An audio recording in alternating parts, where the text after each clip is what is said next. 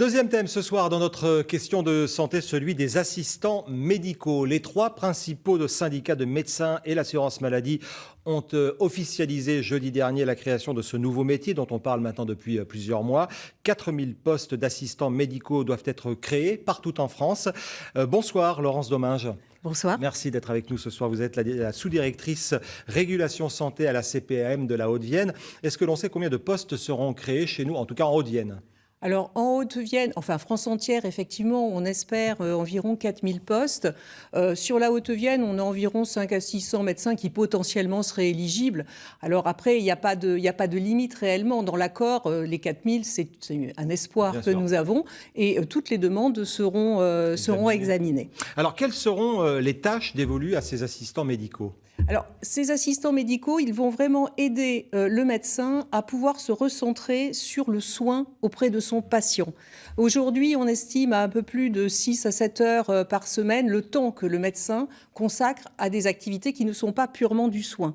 Ces assistants médicaux, ils pourront faire de l'accueil, ils pourront l'assister pendant les consultations, ils pourront remplir le dossier médical, ils feront un certain nombre de tâches qui, si vous voulez, ne demandent pas une expertise médicale et ça permet au médecin justement de se centrer sur le patient et sur le soin à son patient. Alors l'objectif, c'est que les médecins puissent voir davantage de patients ? Oui, parce que par ce temps libéré, alors il va apporter une qualité encore plus importante à l'écoute de son patient, mais dans le même temps, il pourra accueillir un petit peu plus de patients. En tout cas, c'est le pari que l'on fait avec cet accord avec les syndicats de médecins. Et c'est un des moyens de pallier au manque de médecins que nous avons en France et notamment en zone rurale ? Tout à fait. C'est un des moyens.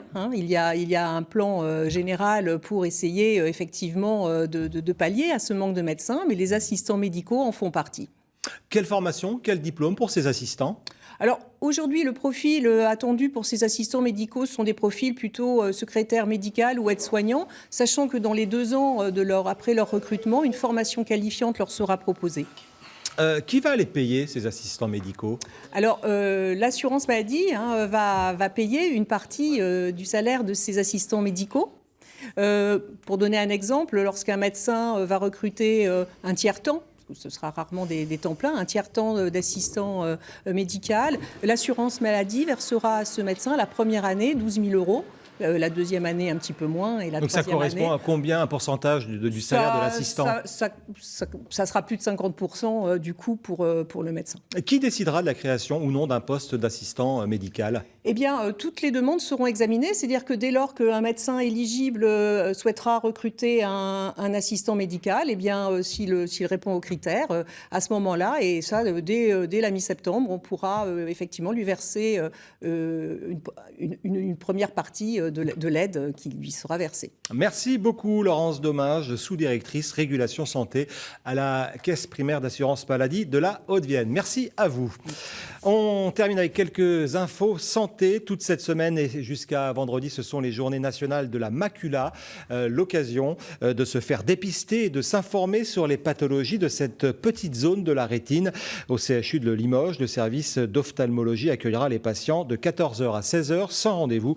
Et ce dépistage est gratuit. Et puis le centre hospitalier Skirol à Limoges organise le mercredi 3 juillet de 13 h à 16 h une fête de l'été dans son parc. Patients, accompagnants et professionnels de santé administratifs et techniques sont conviés à de nombreuses animations culturelles et ludiques. Le but, c'est bien sûr de casser les cloisons entre les usagers et les professionnels en partageant un instant de convivialité.